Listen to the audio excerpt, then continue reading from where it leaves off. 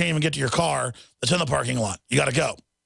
Because they'd already been in and out with their cameras. They were coming back.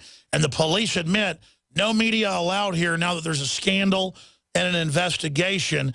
So here is his report premiering here on the radio for Memorial Day, a.k.a. Veterans Day. The most humbling part of my job is serving as Commander-in-Chief to the world's finest military. And there's nothing I take more seriously than my responsibility to those who sacrifice their own safety to defend ours.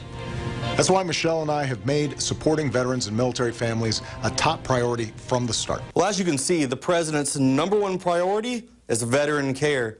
Now, a lot of people don't know this, but President Obama back in 2007 was on the Senate Veterans Affairs Committee, and he still is. You mean the specific allegations that I think were reported first by your network out of Phoenix? I believe we learned about them through the reports. That's when we learned about them, and that's when, as I understand, Secretary Shinseki learned about them. Now, I find it hard to believe that Jay Carney says the president just now found out about this when it came out on the news. Hey, sir, you can't come on property. Okay, we're just going to get our vehicle then. We'll leave. What's that? So we'll get our vehicle and leave then. We were just trying to, Just stay off the property from me. I can't get my car? This has been a fiasco with media. We have so much media. Sir, they are with InfoWars, magazine, talk show. We're doing a report. That's why we're kind of standing out here. We're doing stuff on veteran suicides and how people think that they can help kind of fix it. That's all. Okay, yeah, but any media can't be done on property. Let me get your information if you don't mind, sir. I just got kicked off the VA in Austin Center by police. And all I said I was going to do was interview a few veterans walking through the parking lot and ask them a few questions about suicide awareness with veterans. And they said I couldn't be there on property because of the scandal going on right now. Now, this says a lot about our government. Instead of fixing the problem, they'd rather just sweep it under the mat and forget all about it. Today, I interviewed 2 soldiers who gave me their accounts of mistreatment at VA clinics. You said while you were in the service, you were, drugged quite a bit by the military, excessive amounts of painkillers. It would get you, over time, you would be addicted to things like that. Give me a little background on that and what you experienced with the mass drugging. Oh, the mass drugging, one of my duty stations after Fort Campbell, pretty much, I mean, you're in pain, they wrote your prescription. You're freaking going cuckoo, or say you're feeling this way, they wrote your prescription. It pretty much was just like, we'll write your prescription for this, we'll write your prescription for that. And there's people that I know that will attest that I was pretty much in a zombie-like state. They sent me to therapy when I was in Colorado. But the therapy they sent me to there was a civilian-run contractor, and at the civilian-run facility, they pretty much drugged me even more and more and more. So that necessarily wasn't the military's fault. That was just another facility's fault. When I got out of the Army, my friends can attest for this, I was a train wreck. I literally was a train wreck, a zombie, hated life, hated everything, didn't know what I was going to do, and it was just awful. I mean, you thought people were kind of coming after you for a bit of time there, though, didn't you? Oh, yeah, I did. It's normal with PTSD to have some paranoia, which I still suffer with right now. But the amount of paranoia I was having at the time when I first got out was ridiculous. I mean, I had friends stop talking to me because they thought that I was going nuts.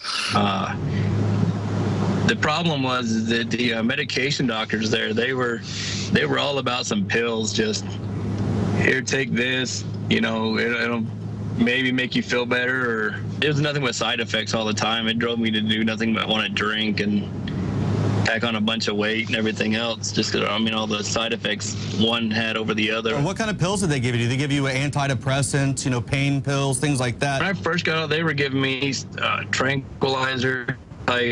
Just sedatives, basically. It's supposed to make you happier, but in essence, for a lot of us, it just kind of seems like it makes you more depressed. You weren't even seeing like real doctors. It took me, I think, 4 months before actually seeing an actual psychologist and a counselor to help me with some of the, the crap I was dealing with. And I got tired of it, and I ended up moving from Florida to Texas. So, and San Antonio really isn't any better. I ended up going there for, I didn't know I had type 2 diabetes, and I ended up going there with a blood sugar of like 890 something. So the VA in Gainesville never even called on to the fact that you had diabetes and you've gone an extended amount of time without even getting that taken care of? Yeah. they told me, you know, you were like a soda pop away from a coma. I mean, that's a prime example. I mean, you could have been on a secret list like the one in Phoenix, Arizona. I mean, that's scary to know that these guys could have known or did know and decided just to kind of let that slide and just, you know, whatever, you know, sort itself out over time. Over the past 3 days, I've had the opportunity to speak with 4 separate whistleblowers that worked at VA clinics across the nation. Now, they all had something interesting to add. And made statements, racial slurs against veterans, have made statements that, you know, older veterans, they should just be taken outside and shot in the head because they're worthless. And this person still works there. One of the biggest issues with the VA care is the fact that we all know there's a rise in suicides and anxiety and depression. And instead of actually treating the underlying issues through new technologies, they just hand out pills. And they hand out so much medication at the VA that at the VA, pills have become a currency. And veterans get arrested or they get detained because it's federal property because they're just handed out these pills. I mean, I have a back problem. I could go to the VA right now and probably get a 3-month supply of Vicodin. In the private industry, that won't happen. And I really believe that they rely on veterans being addicted because they go to what's called the addiction clinic, where they receive funding per head. Is there a reason that a lot of these VA clinics, and I don't know if this trickles to you at all, but I keep getting reports from a lot of the veterans saying that when they go in and they have problems, they're being asked if they have weapons, how much ammo they have, and where they store them at. Now, is that something that is a across-the-board type question? Not specifically whether they have weapons in the house, that sort of thing. But, you know, not to open up another can of worms, but, you know, there's been issues in the past where if a doctor feels that a veteran is rated incompetent, without that due process, you know, we would send them a letter basically saying that, yeah, you're not allowed to own weapons or, you know, it's against the Brady Bill or the Brady Law. You have a lot of people that are coming out of the military that have the ability and the knowledge to build IEDs and to defeat law enforcement techniques. Mainstream media is not going to do their job covering this story whatsoever, so it's our job here at InfoWars to get the story out. If you have any tips or anything like that, please email them to vets@infowars.com. And don't forget, our oath to the Constitution has no expiration date. All right, good job, Staff Sergeant Joe Biggs, with that report. And there was a little clip there from Fox News with a SWAT team commander in a small town in Indiana last week. Story had a lot of attention. Drudge Report linked to it. Infowars.com had it. DrudgeReport.com had it. And they just say, no, we need armored vehicles from Iraq to fight the vets because there's such a rash of crime from them when actually the crime's gone down. Violent crime has gone down 52% since 1992, just Department's own numbers, and the vets aren't doing anything, really. So it's just pure demonization with no facts. So know that. They've got all these ads, join the military. They've got all this, oh, let's thank the veterans at the football game everywhere. That's all window dressing to, A, make everybody feel good about themselves while the vets are being thrown in the trash can like aborted babies. And B, it's about sucking young people in to want to be honorable and serve in the military. Our country's been occupied by the globalists. Our military openly works for the New World Order. And that's what's happening. Now, the good news is the most awake group I run into is the veterans. So on Memorial Day, I want to salute all the veterans and all the dead veterans, the fallen veterans, people like my grandfathers and my uncle and great uncles and so many others who were good men and who believed they were fighting for good. Certainly my grandfathers were fighting Hitler. He was bad. Both of them in the Army Air Corps. You know, my uncle went to Vietnam, and the communists were evil, but so was the globalists running America. But they fought because they thought they were doing a good job. So we salute all of those veterans, and we do thank veterans for the service they've done because they believe they were doing the right thing. But now the globalists are trying to put you on drugs, list you as PTSD, to take your rights away, to institutionalize you, to demonize you. And we've got disgusting people like Al Sharpton and Bill Press on MSNBC who make me want to throw up, saying it's a conspiracy theory, nothing's going on, because they represent the bureaucrats and all the lazy people in the system that are trying to stop the good people in the system, the whistleblowers that are trying to make sure our veterans aren't treated like crud. There are death panels This is socialism. They have death panels and waiting lists, a year and a half for brain surgery for tumors that will kill you in a month in England, but are operable. Welcome to the New World Order. And we see this across the country. 70+% of foster children are on more than 7 psychotropic drugs. That's been exposed. Any group that the government has clutches on is treated like crud. Look at the NFL. It's state-run, basically, tax-exempt. Sure, the players get paid a lot. Some of the top ones do, but on average, the low-level ones are treated like total garbage and hung out to dry afterwards and given illegal drugs, just like the veterans of our military.